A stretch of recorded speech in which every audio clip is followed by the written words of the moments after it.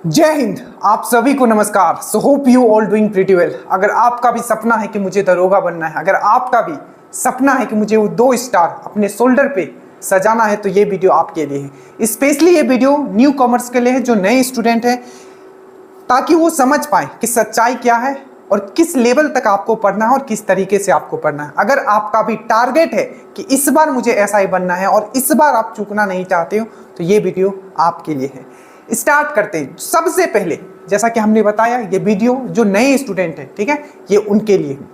तो सबसे पहला पॉइंट, अगर हम आपको कहें कि वैकेंसी अगर 200 आता है या 2000 आता है, अगर आपका कोई सिलेक्शन करवा सकता है तो वो कौन है? वो है आप खुद। आपका एफर्ट, आपका डेडिकेशन, आपका परसिवेरेंस ये डिसाइड करेगा कि आपका सिलेक्शन होगा कि नहीं होगा।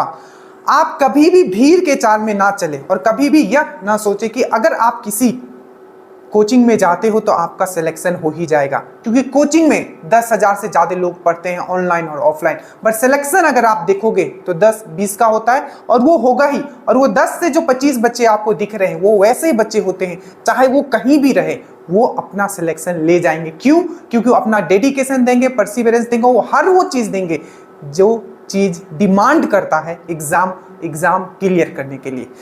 तो आप ये हमेशा याद रखें कि अगर आपका कोई सिलेक्शन करवा सकता है तो वो आप खुद हो, चाहे वैकेंसी 200 आए चाहे 2000 आए। ये याद रखिएगा जितने भी नए लोग इस बार एग्जाम देने वाले हैं।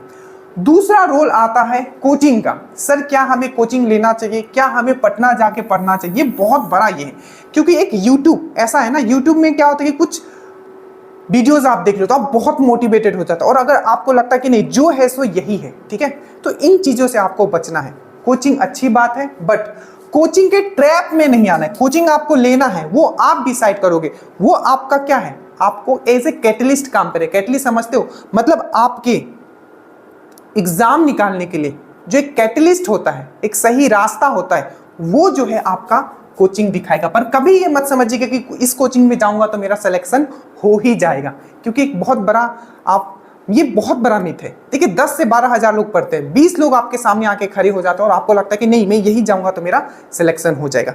सबसे बड़ा जो ट्रैप आता है कोचिंग के द्वारा, वो आता है आपका हार्ड क्वेश्चंस का, ठीक है। मैं अभी इसको आपको प्रूफ करता हूं कि किस तरीके का ट्रैप है।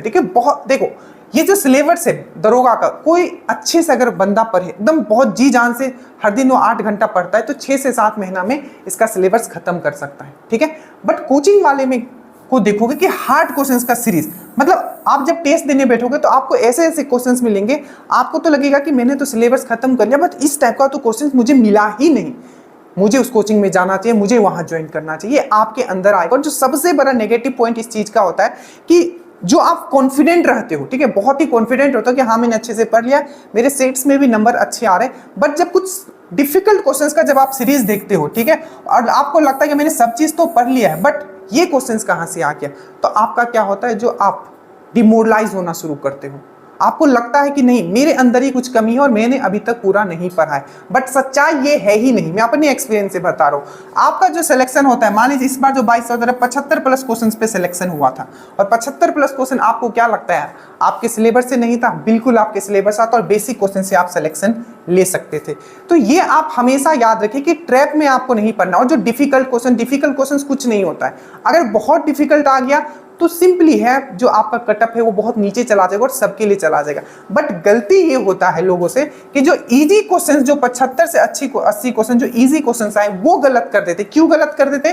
क्योंकि वो जो डिफिकल्ट क्वेश्चंस के पीछे भागते हैं और उनका सिलेक्शन नहीं होता है। बहुत लोग ऐसे बैठे हुए जिनका मेरिट से नंबर छूट गया या प्री नहीं निकला है, और आपका मेंस नहीं, वही कोचिंग में पढ़े, उनका नहीं निकला है, ठीक है। क्यों? क्योंकि वो डिफिकल्ट क्वेश्चंस के सीरीज के।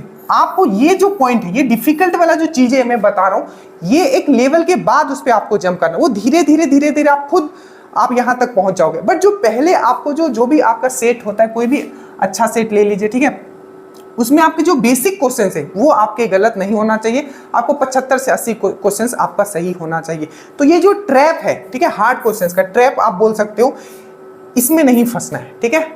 आपको प्रीवियस ईयर पेपर उठाना है और तब जज करना है आपको कि आखिर क्वेश्चंस पूछे कैसे जाते। आपको खुद समझ में आएगा कि आप घर पे रह के, ठीक है, घर का खाना खा के आप आराम से एग्जाम निकाल सकते हो। और जहां से 80% क्वेश्चंस आप आराम से घर बैठे पढ़ के, ठीक है, आप इस एग्जाम को क्लियर कर सकते हो। ठीक है, तो ये हार्ड क्वेश्चंस का जो सीरीज है इसमें नहीं पढ़ना है, क्योंकि मेनली जितने लोग भी इसी में पढ़ रहे हैं कि ये क्वेश्चंस कर लूंगा, बहुत हार्ड क्वेश्चंस कर लूंगा, हार्ड क्वेश्चंस करके जाऊंगा, ये ट्रैप में आपको नहीं पढ़ना है। क्योंकि अगर इस ट्रैप में पढ़ गए और जो दूसरे लोग जिस चाल में जा रहे हैं उस चाल में जाओगे तो ऐसे भी आपका नहीं होगा। तो आप अपना बौद्धिक क्षमता यूज करें और जो आप कर रहे हो उसमें आप अपना 100% दें। तीसरा चीज आता है कि सर सिलेबस फिर करना क्या है, कि ठीक है आपने बता तो दिया। देखिए सिलेबस अगर बात किया जाए तो इस एग्जाम का सिलेबस किसी भी एग्जाम जो जीके जहां पूछा जाता है वैसा ही है। ठीक है, बस आपको पेपर एनालिसिस कर लेना और समझ लेना कि कहां से कितने, जैसे कोई भी अगर जीके का एग्जाम होता है, ठीक है, कोई भी अगर जीके का एग्जाम होता है तो उसमें हिस्ट्री पूछा जाता है, ठीक है, साइंस पूछा जाता है, पॉलिटी पूछा जाता है, ज्योग्राफी पूछा जाता है, और अगर दरोगा का बात करूं तो वर्ल्ड ज्योग्राफी से भी क्वेश्चंस रहता है। अब वर्ल्ड ज्योग्राफी क्या क्या पढ़ना है इसका हमने लिस्ट बना के भी दिया था और आप खुद भी एनालिसिस करोगे तो आपको समझ में आ जाएगा। उसके बाद प्री में मेनली करंट अफेयर्स सबसे मोस्ट इंपॉर्टेंट होता है, ईएसआई में मेंस में भी आया था, तो करंट अफेयर्स आप लेके चलिएगा। स्टैटिक जीके के टॉपिक है और आपका मैथ्स रीजनिंग मेंस में रहता है। तो सिंपल जो जीके रहता है आपको प्री में रहता है और प्री में आपका करंट भी रहेगा। ठीक है, प्री में करंट सबसे ज्यादा रोल होता है, 25 से 100 क्वेश्चन है, 25 से आपका 30 क्वेश्चन तक भी आपको करंट अफेयर्स पूछा जा सकता है। ठीक है, और जो आपका मेंस में है आपका करंट अफेयर्स की जगह बस क्या होता है, मैथ्स रीजनिंग आ जाता है। अब देखो कि आखिर ये किसी भी जीके एग्जाम में ये चीज वैलिड है, बस आपको समझना ये है कि जो दरोगा का एग्जाम है उसमें जो मेन जो होता है वो होता है हिस्ट्री, साइंस और करंट। प्री के लिए यहाँ सबसे ज्यादा क्वेश्चंस पूछे जाते हैं। तो ये कुछ नहीं, आप पेपर एनालिसिस करोगे तो आपको समझ में आ जाएगा कि हिस्ट्री में सबसे ज्यादा क्वेश्चंस कहाँ से पूछे जाते हैं, साइंस में, पॉलिटी में, जो तो ये तो बस एनालिसिस का पार्ट है, वो आप पेपर एनालिसिस करोगे तो समझ जाओगे। बाकी अगर हम लोग सिलेबस का बात करें तो सिलेबस बेसिकली वही है जो किसी भी एग्जाम के लिए होता है। इसमें इकोनॉमिक्स 1-2 क्वेश्चन आता है, वो भी आपको जो बहुत ही नोन है, जैसे कि 5 ईयर प्लान हो गया, अनएम्प्लॉयमेंट हो गया, ये सबसे क्वेश्चंस पूछे जाते हैं। तो अब देखो हम लोग डेली टारगेट कर रहे हैं, ठीक है, तो अगर लिंक से अगर नीचे नहीं जुड़े तो नीचे जुड़ जाइएगा। डेली टारगेट में क्या है, हम बताते हैं कि आखिर आपको पढ़ना क्या, हर दिन का टारगेट रहता है और बहुत ही अच्छी तरीके से सजा के आपको दे दिया जाता है। तो नीचे लिंक होगा, आप जुड़ जाइएगा। और इस चैनल पे है तो डेफिनेटली आपको सब्सक्राइब करना चाहिए।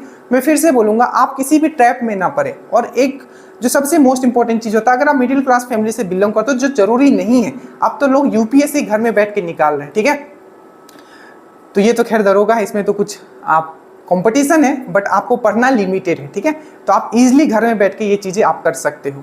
तो ध्यान रखिएगा इन बातों को अगर आप न्यू स्टूडेंट हो, क्योंकि ये बहुत ही इंपॉर्टेंट हो जाता है। देखिए विन और लॉस इन योर हैंड, आपके हाथ में है कि आप जीतोगे कि हारोगे, तो ये आप डिसाइड करोगे। अपना बौद्धिक क्षमता आप यूज कीजिए और समझिए कि जो दिखता है एग्जैक्टली वैसा सब चीज होता नहीं है। ठीक है, तो जो सच्चाई थी हमने आपके सामने रख दिया है। अगर आप न्यू स्टूडेंट हो तो आपको कुछ नहीं करना है। सबसे पहले आपको क्या करना है, बेसिक मैंने जो सिलेबस बताया सबके लिए वो सेम ही होता है। क्वेश्चन पेपर एनालिसिस कीजिए और अपना प्रिपरेशन स्टार्ट कीजिए। हिस्ट्री का सिंपल सी बात है, आपका क्या होगा, मॉडर्न होगा, मिडिवल होगा और एंशिएंट होगा।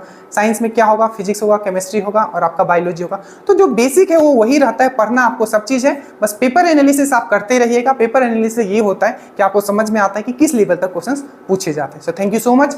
अगर चैनल पे नहीं हो सब्सक्राइब कर लीजिएगा, और अगर थोड़ा भी अगर यूजफुल लगा होगा तो प्लीज़ वीडियो शेयर कीजिएगा, क्योंकि ये वीडियो इंपॉर्टेंट है, सब तक पहुंच पाए। क्योंकि जो जितने लोग पटना जंप करना चाह रहे हैं इनसे बचें और आराम से घर पे बैठ के इस एग्ज़ाम को विदाउट, मैं आपको इंश्योर करता हूँ आप सिलेक्शन ले जाओगे। बस आप मेहनत करने से पीछे मत हटना, और एक चीज़ और, हर दिन पढ़ना, फोकस होकर आपको पढ़ना है। जय हिंद।